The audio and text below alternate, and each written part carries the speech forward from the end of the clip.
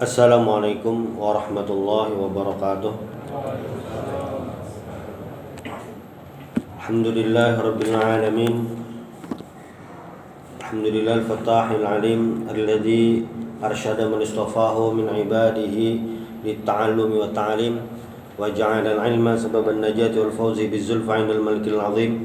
Wassalatu wassalamu ala man arsalahu Allahu hadiyan ila siratal mustaqim wa ala alihi wa sahbihi al-faizin min suhbatihi wa ittiba'ihi bil khuludi fi daril baqa'i wan na'im. Alhamdulillah, di sore hari ini kita bisa kembali bersama-sama sholat asar berjamaah. Mudah-mudahan amal ibadah kita diterima oleh Allah Subhanahu wa taala. Dalam sebuah hadis Rasulullah sallallahu alaihi wasallam bersabda, "Man shallal bardaini dakhalal jannah." Siapa yang salat dua yang dingin maka masuk surga. Apa yang dimaksud dua yang dingin adalah salat subuh dan salat asar. Ini maksudnya adalah pentingnya salat subuh dan salat asar, memiliki pahala yang luar biasa dibanding salat fardu yang lain, dan sulitnya mengerjakan dua salat ini, sehingga Rasulullah sallallahu alaihi wasallam menyebutkan dalam hadis secara khusus, man shallal bardaini dakhalal jannah. Salat dua yang dingin masuk surga. Bukan berarti sembahyang subuh dan sembahyang asar aja, zuhur, maghrib, isya ada, bukan. Tetapi 5 waktunya dikerjakan, subuh dan asar ini memiliki posisi yang istimewa. Selanjutnya Al-Imam Abu Laits As-Samarqandi dalam kitab beliau ini Tanbihul Ghafilin, setelah membahas babul ikhlas, tentang keikhlasan kita beribadah kepada Allah Subhanahu wa taala, beliau melanjutkan pembahasan tentang babu hauril mauti wa syiddatihi, bab tentang huru-hara kematian dan kedahsyatannya, luar biasanya meninggal itu. Dalam sebuah hadis Rasulullah SAW bersabda, "Kun fid dunya ka'annaka gharib aw 'abiru sabil." Jadilah kalian di dunia ini seakan-akan, Rasulullah berpesan kepada salah seorang sahabat, dan ini sebenarnya pesan kepada kita semua. Jadi pesan Nabi itu kepada para sahabat, walaupun pembicaraannya itu bersifat personal, cuma selama lafaznya itu bersifat umum, maka kita juga menjadi objek dari pembicaraan tersebut. Para ulama memberikan sebuah kaidah, al-ibratu bi umumil lafzi la bi khususis sabab. Yang jadi ukuran itu adalah lafaznya umum, bukan sebab tertentu. Nah, Nabi ini kan ketika memberikan wejangan ini kepada salah seorang sahabat, tapi sebenarnya kepada kita semua. Kun fid dunya, jadilah kamu di dunia ini, kun fid dunya ka'annaka gharib. Ka'annaka ini adalah adatut tashbih, huruf perumpamaan, seakan-akan. Bahasa Nabi ini, jadilah di dunia seakan-akan, padahal itulah yang terjadi sebenarnya. Bahasa Nabi itu seakan-akan, tapi sebenarnya itulah yang terjadi sebenarnya. Kun fid dunya ka'annaka gharib. Jadilah kamu di dunia seakan-akan orang asing. Au 'abiru sabil, atau pengembara di jalan. Maksudnya apa? Maksudnya adalah kita di dunia ini hanya sementara. Kalau kita dalam perjalanan, misalnya dari Banjarmasin hendak ke Sumatera, mau ke Sumatera, transit di Jakarta. Nah, di Jakarta itu kita transit pasti cuma sebentar. Jangan pernah berpikiran di Jakarta ini tinggal beberapa bulan, cuma dalam hitungan beberapa jam saja, atau bisa dalam beberapa menit saja.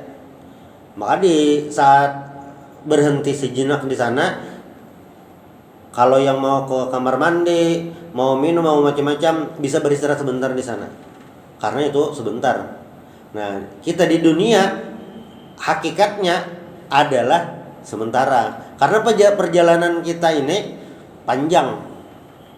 Dalam sebuah hadis Rasulullah SAW bersabda lagi, Al arwahu junudun mujannadah.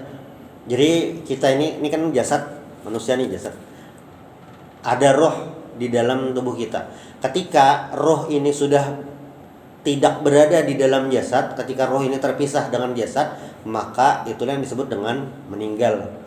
Nah, terkadang kita bertemu dengan seseorang baru kenal, tapi serasa sudah lama kenal. Itu bukan sebuah kebetulan, karena kata Nabi al arwahu junudun mujannadah. Jadi kita ini sebelum di dunia di alam rahim.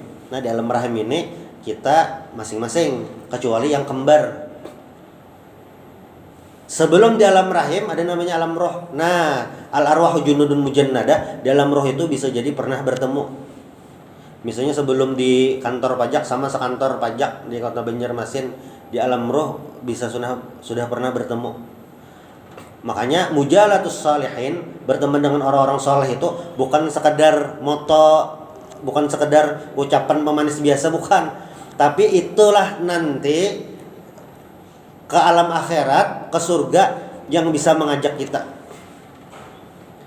Kita hari ini misalnya sore nih lagi pengajian. Nah, kita berharap teman-teman kita yang sama-sama majelis ilmu ini nanti di akhirat bila ada yang tersesat atau ada yang belum sampai ke surga dijemput, karena memang seperti itu. Nah, ini dari alam arwah tadi, al arwahu junudun mujannadah, ke alam rahim, ke alam dunia, lalu ke alam barzakh. Nah, di alam dunia inilah bekal kita. Ad-dunya mazra'atul akhirah. Dunia ini, mazra'ah itu adalah sawah untuk akhirat.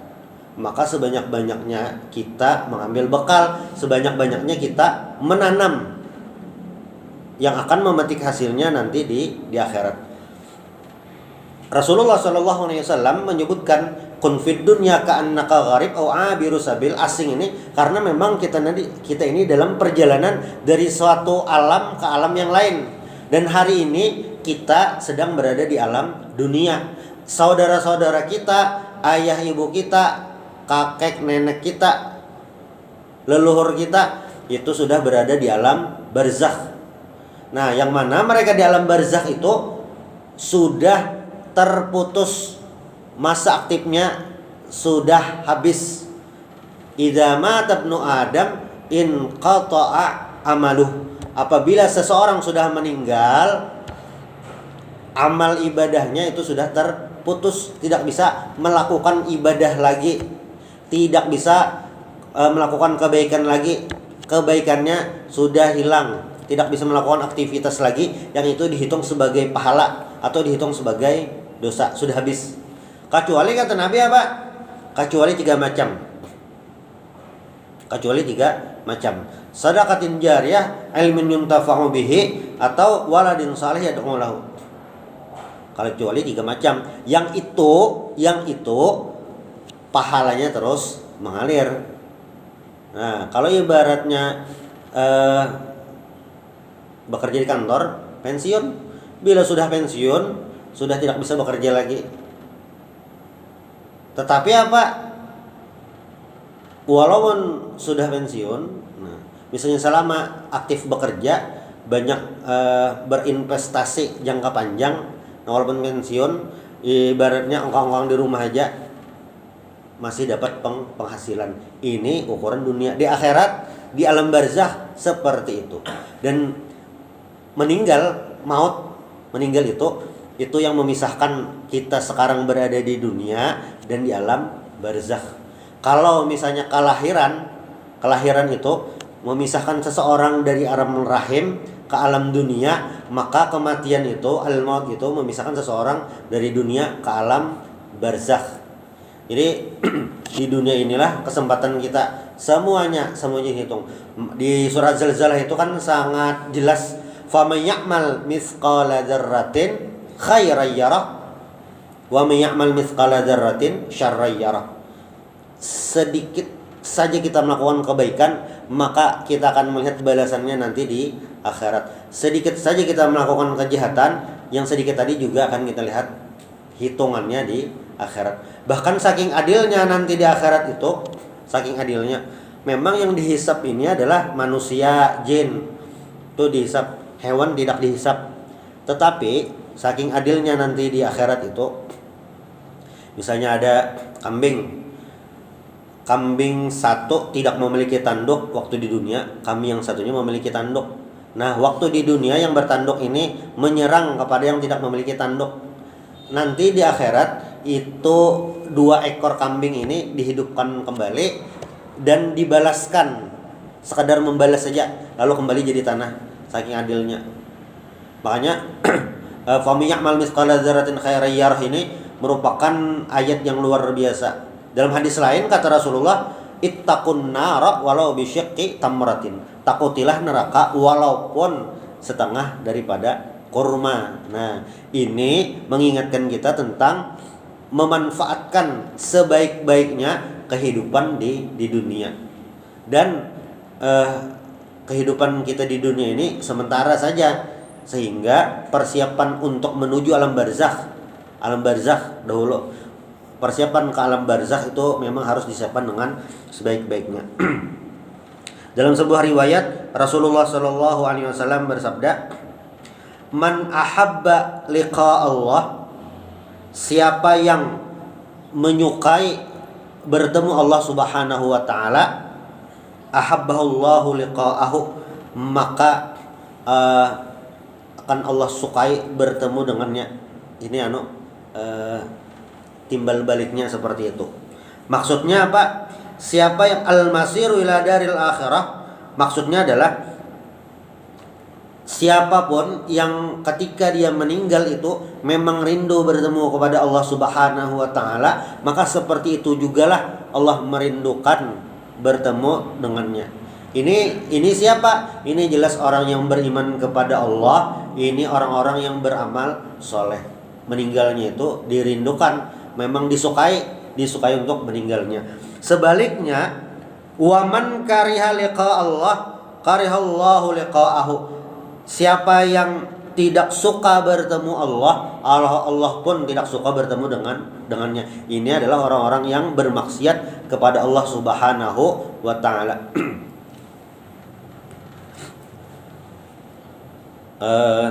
Salah satu kode etik pemandian mayat, kode etik, jangan bercerita apapun apa yang terjadi saat penyelenggaraan jenazah.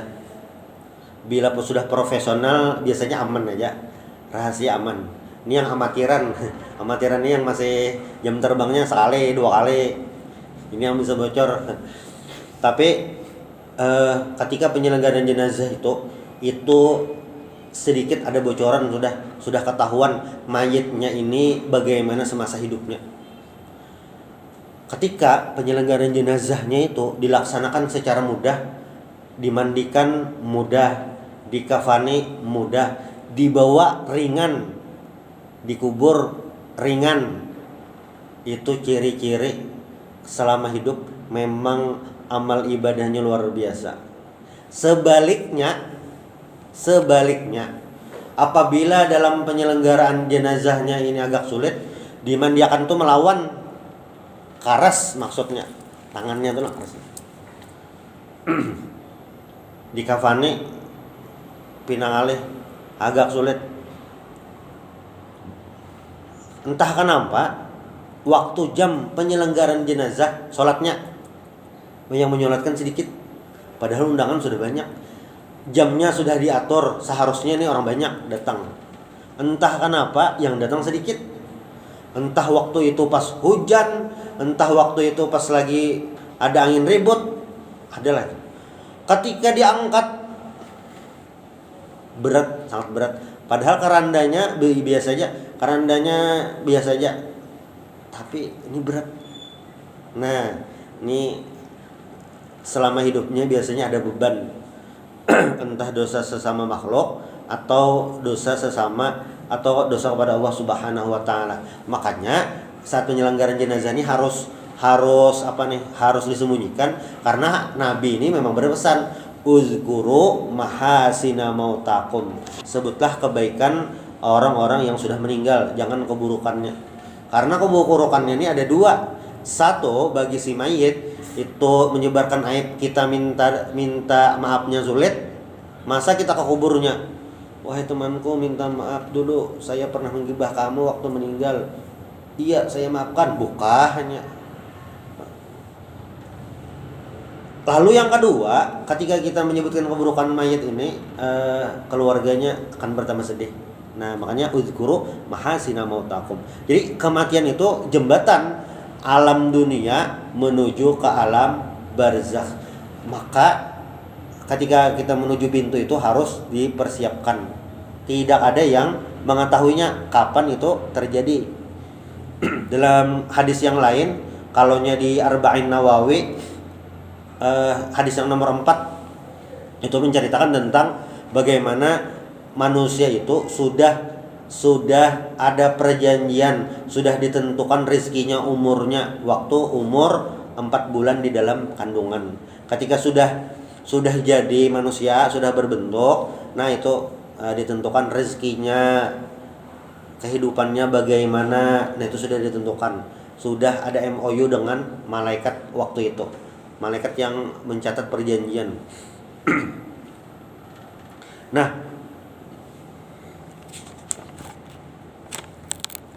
mengenai meninggal ini, Al-Imam Abu Laits As-Samarqandi, beliau menukil dari meriwayatkan dari Rasulullah Shallallahu Alaihi Wasallam, kata Nabi di sini, qadru syiddatil mauti wa qarbih 'alal mu'min, ukuran sakitnya mati itu atas seorang mukmin seperti apa? Kaqadri salasi mi'ati darbatin, seperti ukuran 300 kali dipukul bisayfi, dengan pedang. Artinya sakit sekali. 300 sekali pakai pedang sakit. Ini 300 kali, berarti luar biasa. Nah, kata beliau lagi, man aikana bil mauti, siapa yang meyakini akan meninggal. Ini siapapun yang dia yakin pasti akan meninggal, menyadari pasti akan meninggal, yang terjadi apa? Al-isti'dadu bil a'malis salihah, dia akan mempersiapkan diri untuk beramal soleh, mempersiapkan. Itu yang pertama. Lalu yang kedua, al-ijtinabu anil a'malil khabisa, dan menjauhi perbuatan-perbuatan yang buruk. Fa innahu la yadri mata yanzilu bihi, karena dia tidak tahu, siapapun tidak tahu kapan akan menemui kematian, meninggal. Tidak ada yang tahu. Istilahnya umur itu tidak berbau, tidak ada yang tahu. Itu rahasia Allah Subhanahu wa taala. Nah, dalam hadis lain ini diriwayatkan dari Maimun bin Mihran, anna Nabiya sallallahu alaihi wasallam qala li rajulin. Ini merupakan hadis yang masyhur. Wa huwa ya'idhu, kata Nabi apa? Igtanim khamsan qabla khamsin, syababaka qabla haramika, wa sihhatuka qabla sakamika, wa faragaka qabla syughlika, wa ghinaka qabla faqrika, wa hayataka qabla mautika. Kata Nabi, manfaatkanlah 5 macam sebelum 5 macam.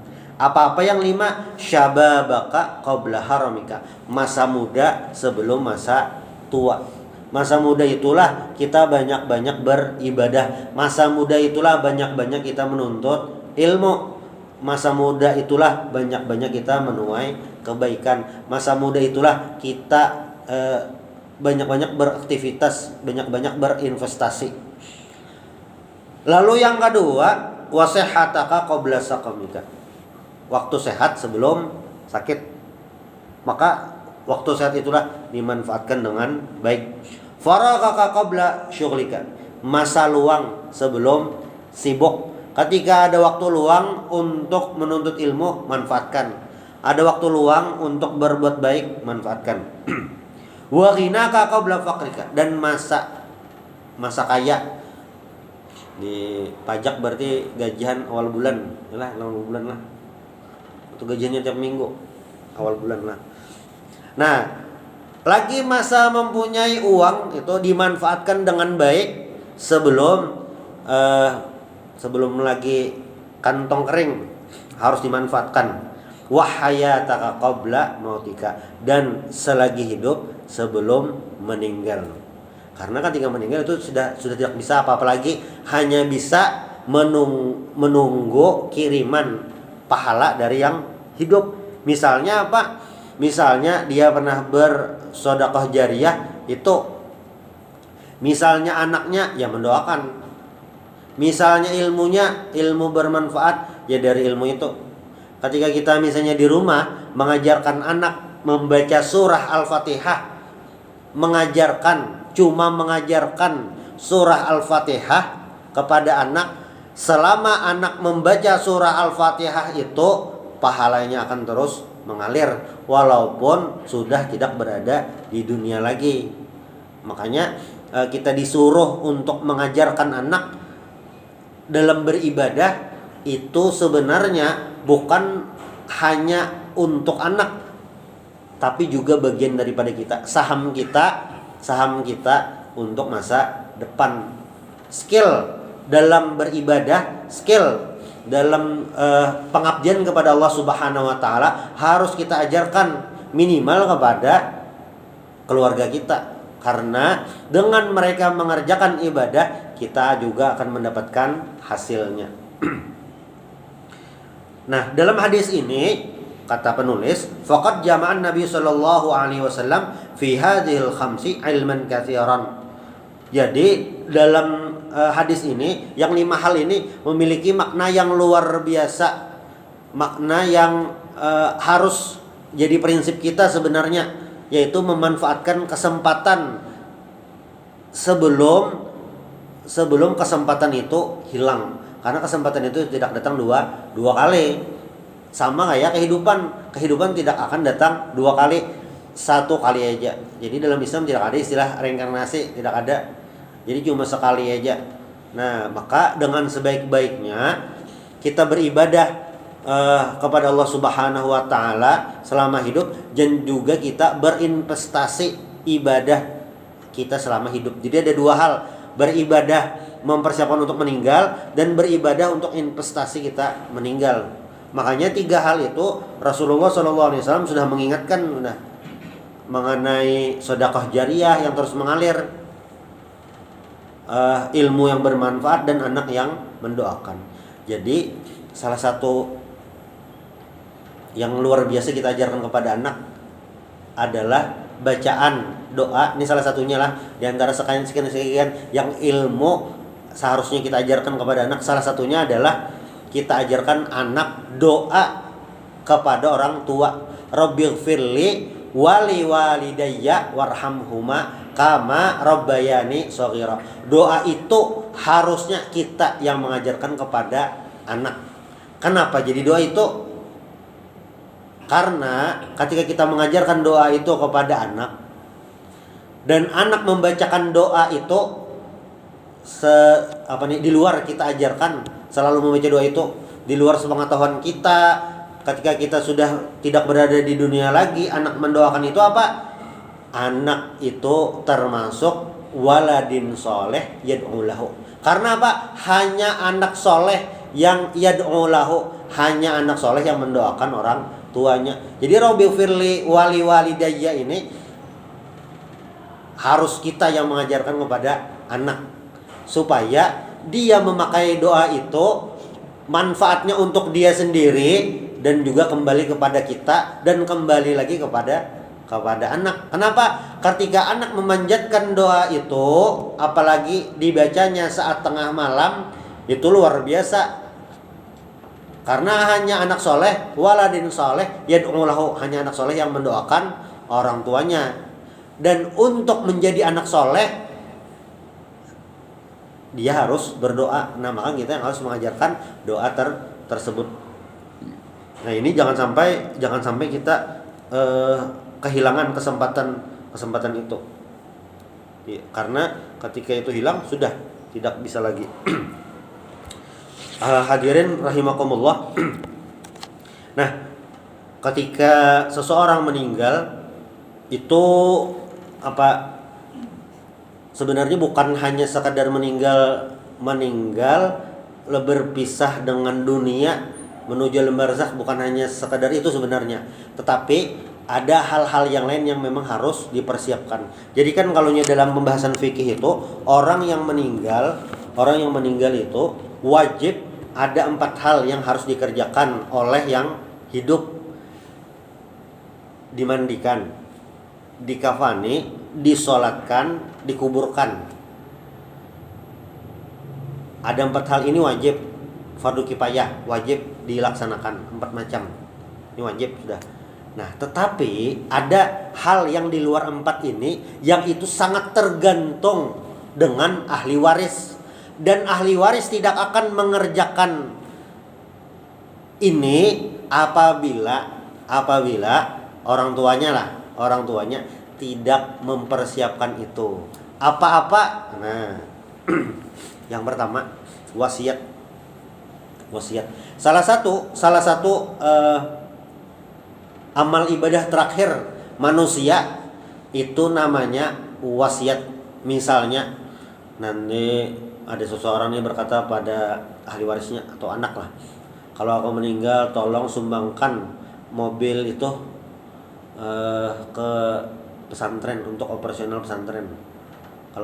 Kalau ayah meninggal, kalau ibu meninggal, sumbangkan mobil itu, berikan mobil itu ke operasional pesantren atau madrasah. Itu wasiat. Nah, selain itu apalagi hutang piutang atau masalah keduniaan. Ini tergantung ahli waris. Kalau ahli warisnya ini paham orang tuanya ini harus diselesaikan, saat orang tuanya tidak sempat menyelesaikan, ketika anaknya ini sudah dipersiapkan untuk itu, ketika orang tuanya meninggal, nah sudah menghubungi dah teman-teman di kantor. Abah ulun waktu aktif, waktu hidup, adakah memiliki hutang? Adakah milik? Nah itu diselesaikan. Ini sangat tergantung dengan ahli waris. Ahli waris yang peduli terhadap orang tuanya. Lalu yang ketiga, apa itu pembagian waris? Dalam fikih itu namanya ilmul faraid. Dibandingkan semua ilmu yang ada dipelajari, ilmu waris ini langsung dari Allah Subhanahu wa taala penentuannya. Ini juga akan berjalan lancar kalau ahli waris memahami ilmu agama. Kalau tidak paham ilmu agama, maka besar kemungkinan ada hak-hak yang tidak dijalankan, ada hak-hak yang seharusnya diberikan jadi tidak sampai. Nah, maka urusan meninggal ini bukan sekadar urusan kita pribadi meninggalkan dunia, tetapi banyak hal-hal yang harus dipersiapkan agar ketika meninggal ini, makanya kan istilahnya meninggal dunia, agar urusan dunia ini tidak dibawa sampai ke kubur. Dalam sebuah riwayat Rasulullah SAW ini tidak mau menyolatkan seseorang yang masih ada hutang. Bukan berarti tidak boleh disolatkan. Nah, cuma Nabi mencari penjamin. Ketika sudah ada penjamin hutangnya, baru Nabi mensolatkan. Saking urusan dunia ini harus diselesaikan itu. Nah, jadi urusan meninggal ini bukan hanya kita pribadi kepada Allah, bukan seperti itu, tetapi hubungan sosial kita selama di dunia itu juga berpengaruh terhadap meninggalnya kita menuju ke alam barzakh. Nah, ada sebuah nukilan dari Abu Hamid Al-Laffaf, kata beliau, man aksara min dzikril mauti ukrima bi salasati asya. Siapa yang suka mengingat kematian, maka dia akan beberapa hal yang baiklah, mendapat karunia 3 macam. Apa itu? Pertama, ta'jilut taubah, mempercepat taubat. Ada dosa langsung taubat, ada dosa langsung taubat. Karena pintu taubat itu tertutup 2 macam. Dua keadaan. Satu, apabila matahari terbit dari barat, Ini nanti di akhir zaman pas sudah dekat kiamat. Lalu yang kedua, ini setiap manusia akan mengalaminya, malam yugharghir. Artinya selama roh belum di kerongkongan tenggorokan, itu pintu tobat masih diterima. Tetapi kalau kita menunda tobat, kalau istilah kaca itu, kaca ada noda satu titik hitam, walaupun itu cuma setitik, tetapi kalau setiap hari kita biarkan, lama kelamaan titik hitam tadi akan semakin membesar. Seperti itulah dosa. Kalau seandainya dosa itu dibiarkan saja, tidak istighfar, tidak taubat, maka yang hitam itu akan semakin banyak dan akan semakin mempengaruhi hidup kita. Makanya kalau orang yang banyak mengingat kematian, ingat mati lah. Jadi langsung ingat mati ini, ada dosa, taubat. Kadang kayak ini bang, ketika ingat mati, kada turun ke kantor, di rumah aja mengaji, sembahyang, bukan seperti itu. Tetapi kehidupan di dunia diselesaikan, dikerjakan dengan sebaik-baik mungkin, itu, dan di dalam hatinya, dalam pikirannya, kalau ada dosa langsung minta ampun. Itu yang pertama. Lalu yang kedua, qanaatul qut ini artinya mensyukuri apa yang ada. Karena rezeki kita ini masing-masing tidak sama. Rezekinya itu tidak sama. Sudah Allah aturakan. Ini rezekinya banyak, ini rezekinya sedang, ini rezekinya sedikit.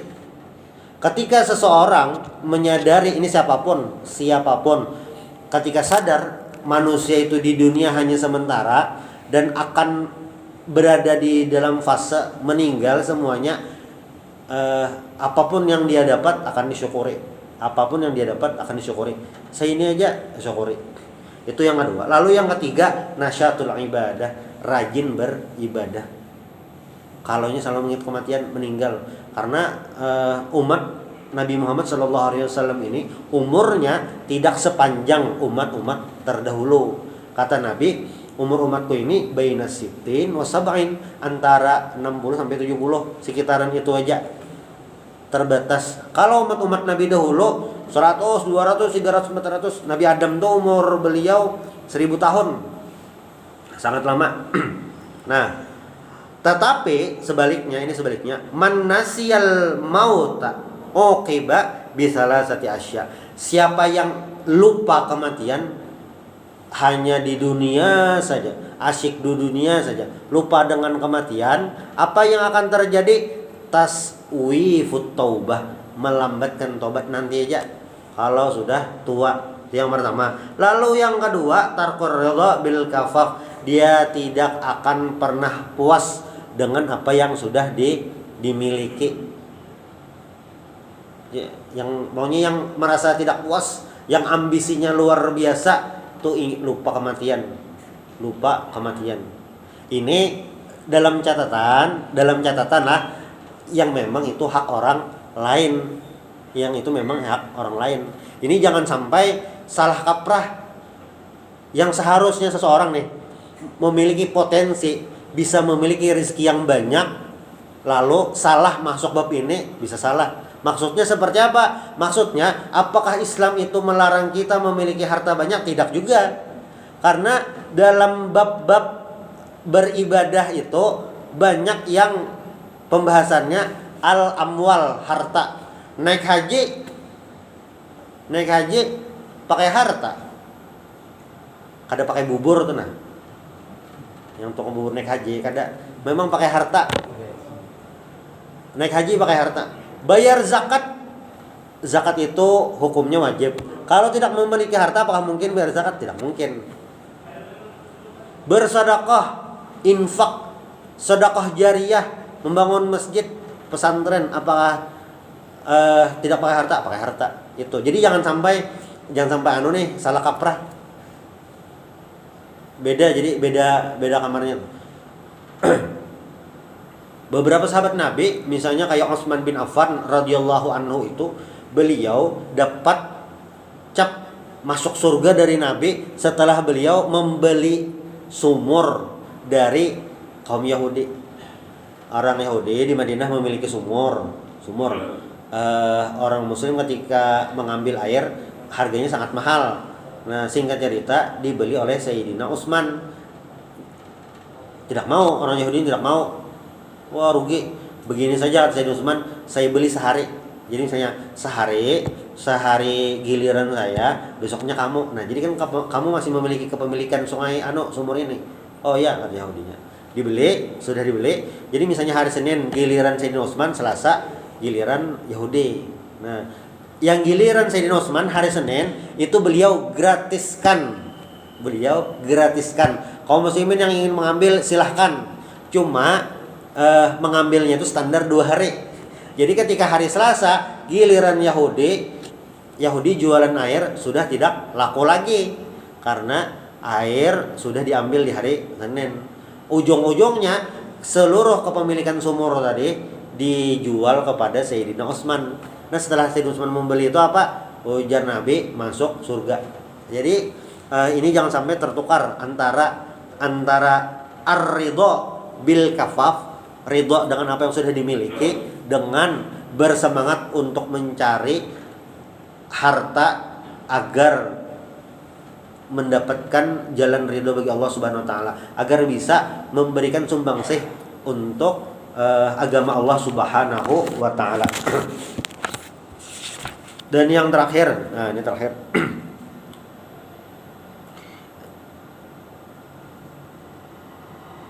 Wa ma indallahi khairul lil abrar wa in kanat fajirah faqad qala Allah taala innama numli lahum yazdadu isma wa lahum adzabun alim ay wa lahum adzabum muhin. Jadi orang-orang baik ini akan mendapatkan posisi yang baik di sisi Allah Subhanahu wa taala. Jalannya itu adalah dengan kematian. Nah, di riwayat lain kata Rasulullah SAW, al mautu rahatul mu'min. Kematian ini adalah rohah. Rohah itu istirahat bagi orang-orang yang beriman.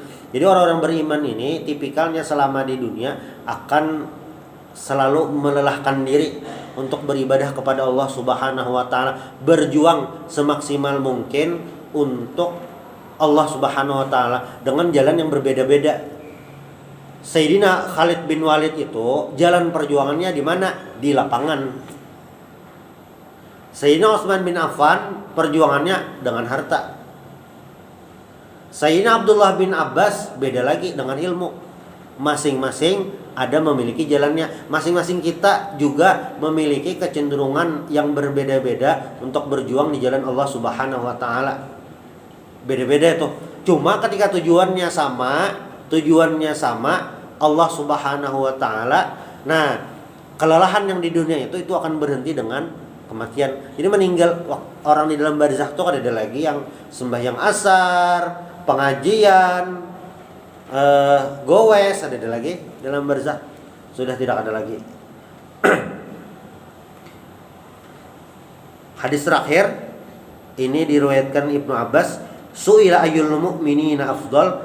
Nabi ditanya tentang orang mukmin yang paling afdal.